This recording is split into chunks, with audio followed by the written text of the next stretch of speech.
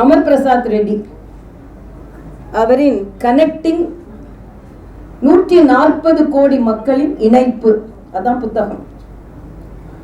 அமர் பிரசாத் ரெட்டி ஒன்று சொன்னார், நான் தான் அவரை கட்சியில சேர்த்தேன் அப்படின்னு. நான் இன்னொரு பெரிய பிரச்சனையில அவரை மாட்டி விட்டேன். மிகப்பெரிய பிரச்சனை, வெளியே வரவே முடியாத பிரச்சனை. அவர் கல்யாணத்தை நான் தான் நடத்தி வச்சேன். ஆந்திரால சூலூர் என்ற இடத்திற்கு, சூலூர்பேட்டையில சென்று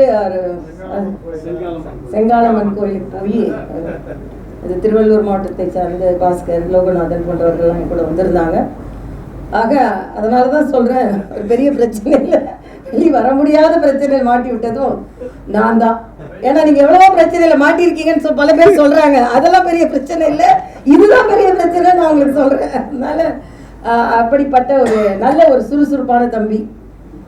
இங்கே அவர் சொன்னதை போல ஒரு நல்ல நிகழ்ச்சி நடத்தினார். அதை பார்த்து விட்டு இப்படிப்பட்ட இளைஞர்கள் எல்லாம் கட்சியில் சேர வேண்டும் என்று சேர்த்து, அது மட்டும் இல்ல ஜல்லிக்கட்டிலும் அவர் சிறப்பாக பணியாற்றினார். ஜல்லிக்கட்டிற்காக இன்னைக்கு ஜல்லிக்கட்டில் நாங்க தான் கொண்டு வந்தோம் பல பேர் கிளைம் பண்ணாலும், பாரதிய ஜனதா கட்சி முன்னெடுத்த அந்த முயற்சியினால் ஒரே நேரத்தில் 4 அமைச்சர்களிடம் கையெழுத்து வாங்கி மரியாதைக்குரிய பாரத பிரதமர் அவர்கள் தமிழகத்தில் ஜல்லிக்கட்டு நடந்தே ஆக வேண்டும் என்று முயற்சி செய்ததால் தான் ஜல்லிக்கட்டு நடந்தது.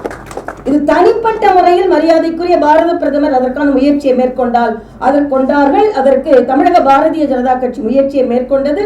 அதற்கு பல பேர் ஒத்துழைப்பு நல்கினார்கள். அதில் அமர் பிரசாத் ரெட்டியும் அந்த நேரத்தில் ஜல்லிக்கட்டை சார்ந்தவர்கள் எல்லாம் இணைக்கும் ஒரு பணியை செய்து ஒரே நேரத்தில் ஜல்லிக்கட்டு வேண்டும் என்று சொன்னவர்கள் ஒரு 50 பேரை ஒரே நேரத்தில் நாங்கள் விமானத்தில் அழைத்து சென்று அங்கே கோரிக்கை வைத்து ஒரே நாளில் 4 அமைச்சர்களிடம் அனுமதி பெற்று மரியாதைக்குரிய பாரத பிரதமரிடம் அந்த கோப்பு போய் அன்றே அனுமதி வாங்கி கொடுத்தோம். ஆக எப்பொழுதுமே நாம் ஒன்று செய்வோம், ஆனா பாராட்டு வாங்கிக் கொள்வது வேறுவர்களாக இருக்கும். அதே மாதிரிதான் இந்த மாநிலத்திலும் நடந்து கொண்டிருக்கிறது. அதை நான் இங்கே அமர் பிரசாத் ரெட்டியின் அவர்களின் திறமையை நான் இங்கே சொல்லி ஆக வேண்டும். இன்னொன்று, அவர் எழுதியிருக்கின்ற புத்தகம். இந்த புத்தகத்தில் எனக்கு தலைப்பு ரொம்ப பிடித்திருக்கிறது. ஏன்னா கனெக்ட் ரொம்ப முக்கியம். எது எப்படி இருந்தாலும் தனித்தனியா இருக்கிறத விட கனெக்ட் ரொம்ப முக்கியம். 140 கோடி மக்களிடம் இணைப்பாளராக நமது பாரத பிரதமர் நரேந்திர மோடி அவர்கள் இருக்கிறார்கள்.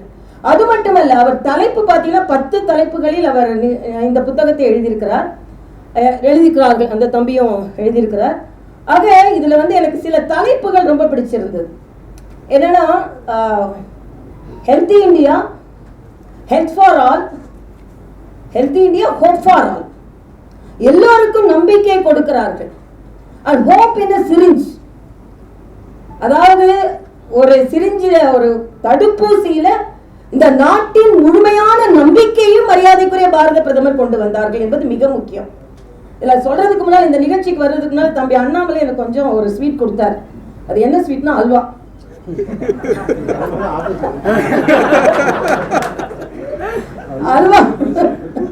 அல்வா கொடுத்தார்.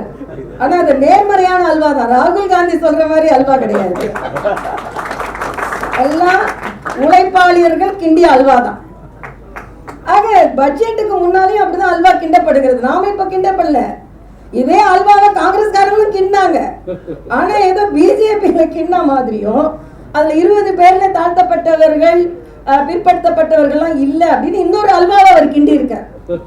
ஆனா நாங்க அல்வா சாப்பிட்டுட்டு இது இனிப்புக்கான ஒரு குறியீடு என்பதை நாங்கள் எடுத்துக்கொண்டு, அது மட்டும் இல்ல, இன்னைக்கு ஒரு அல்வா என்பது ஒரு இனிப்பின் குறியீடு என்று சொல்வதை ஏற்றுக்கொள்ளாமல் ராகுல் காந்தி போன்றவர்கள் எதுலதான் பாலிடிக்ஸ் பண்ணணும் இல்லாம அல்வாலையும் அரசியல் செய்து கொண்டிருக்கிறார்கள் என்பது எந்த அளவிற்கு அவர்கள் தரம் தாழ்ந்து இறங்கி கொண்டிருக்கிறார்கள். ஆக அவர்களை எதிர்கொள்ளும் உயர்ந்த மனிதராக மோடி அவர்கள் இருக்கிறார்கள் என்பதை தான் அமர் பிரசாத் ரெட்டி எடுத்து சொல்லி இருக்கிறார். அதுல ராகுல் காந்தி சொல்ல அமர் பிரசாத் ரெட்டி கூட இதுல எழுதியிருக்கிறார். இல்ல 10 தலைப்புகளை எழுதியிருக்க. முதல் ஸ்வச் பாரத்ல ஆரம்பிச்சு கடைசியில நார்த் ஈஸ்ட் டெவலப்மெண்ட் வரைக்கும் கொண்டு போயிருக்கார்.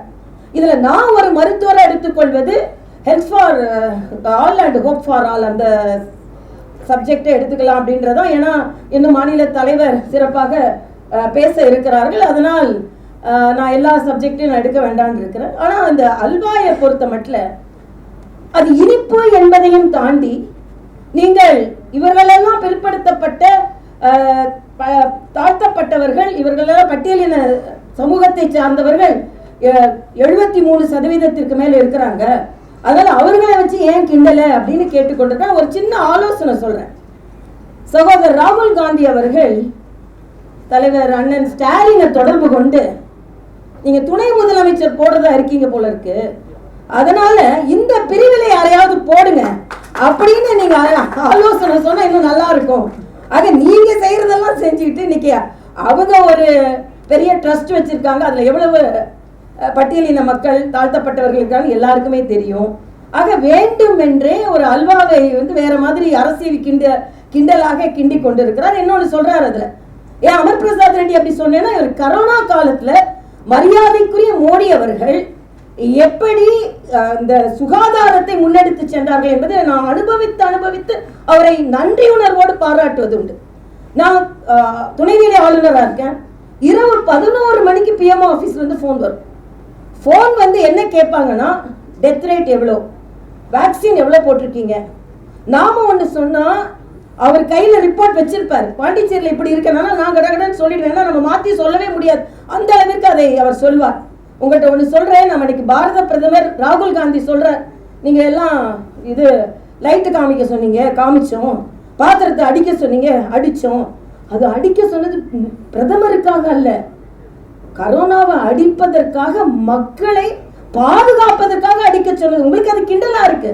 ஆனா உலக சுகாதார மையம் என்ன சொல்கிறது என்றால், இத மாதிரி மணி அடிச்சு மக்களை வீட்டிற்குள் அமர வைத்ததனால் பாரத தேசத்தில் 45 லட்சம் இறப்புகள் தடுக்கப்பட்டது என்று உலக சுகாதார மையம். உங்களுக்கான அந்த மணி அடிச்சது அவ்வளவு கேவலமா கிண்டலா இருக்கு. ஆனா நீங்க இருந்தா நீங்க என்ன செஞ்சிருப்பீங்க? நீங்க மக்களையும் பாதுகாத்திருக்க மாட்டீங்க, உங்களையும் பாதுகாத்திருக்க மாட்டீர்கள். இன்று இந்த பாரத தேசத்தில் அனைவரும் ஆரோக்கியமாக உலா வருகிறோம் என்றால் அதற்கு பாரத பிரதமர் கொடுத்த தடுப்பூசி தான் காரணம் என்பதை தெளிவாக எல்லாரும் தான். இன்னைக்கு ராகுல் காந்தி கூட ஆரோக்கியமா இருக்காருன்னா அதுக்கு நாம கொடுத்த தடுப்பூசி தான். ஒரு பேண்டமிக் ஆரம்பிச்சு 11 மாசத்துக்குள்ள ஒரு தடுப்பூசி உலகத்திலேயே எந்த நாட்டிலும் தயாரிக்கப்படவில்லை, பாரத தேசத்தில் தயாரிக்கப்பட்டது என்பதை நாம் பாரத பிரதமருக்கு நன்றி உணர்ச்சியோடு சொல்றோம். அவர் சொல்றாரு, அமர் பிரசாத் ரெட்டி சொல்றாரு, அந்த தம்பியை சொல்றாரு, என்ன சொல்றாருன்னா 220 கோடி டோசஸ் கொடுக்கப்பட்டது. அதுல ஃபர்ஸ்ட் டோஸ் 99%, இரண்டாவது டோஸ் 97%. அந்த இம்யூனிட்டி தான் இன்னைக்கு உலகம் முழுவதும் மறுபடியும் கொரோனா வந்தா கூட பாரத தேசத்தின் பக்கத்தில் கூட கொரோனா வராததற்கு காரணம் நாம் எடுத்துக்கொண்ட அந்த தடுப்பூசி. ருபல்லா தடுப்பூசி இந்த இந்திய பாரத தேசத்திற்கு வருவதற்கு 30 ஆண்டுகள் ஆனது. சின்னம்மையின் தடுப்பூசி இந்த பாரத தேசத்திற்கு வருவதற்கு 40 ஆண்டுகள் ஆனது. டிபியின் தடுப்பூசி இந்த பாரத தேசத்திற்கு வந்ததற்கு 27 ஆண்டுகள் ஆனது. உலகம் முழுதும் தனக்கு போட்டுக்கிட்டு அதுக்கப்புறம் தான் மற்ற நாடுகளுக்கு கொடுப்பார்கள். அதாவது ஹோப் இன் சிரிஞ்சுன்னு மிக அழகாக சொல்லி இருக்கிறார். ஒரு ஊசியில் எனது நம்பிக்கை இருக்கிறது. ஆக அந்த வார்த்தை உண்மையிலேயே மரியாதைக்குரிய பாரத பிரதமர் அவர்களை முழுவதுமாக முன்னிறுத்துகிறது. ஆக அப்படிப்பட்ட ஒரு சூழ்நிலையில் கனெக்ட் என்பது ரொம்ப முக்கியம். அந்த கனெக்ட் தொப்புள் கொடி உறவு என்று தான் நம்ம சொல்லுவோம். இங்க நான் ஒண்ணு நினைச்சு அதையே மாநில தலைவரும் சொன்னாங்க. நான் அவர் சொன்னார், புத்தகம் எழுதி இது கஷ்டத்தை விட இது வெளியிடுறதுலதான் கஷ்டம் அப்படின்னார். பாதகம் செய்பவரை கண்டால் நாம் பயங்கொள்ளலாகாது பாப்பா, மோதி மிதித்து விடு பாப்பா, அவர் முகத்தில் உமிழ்ந்து விடு பாப்பா.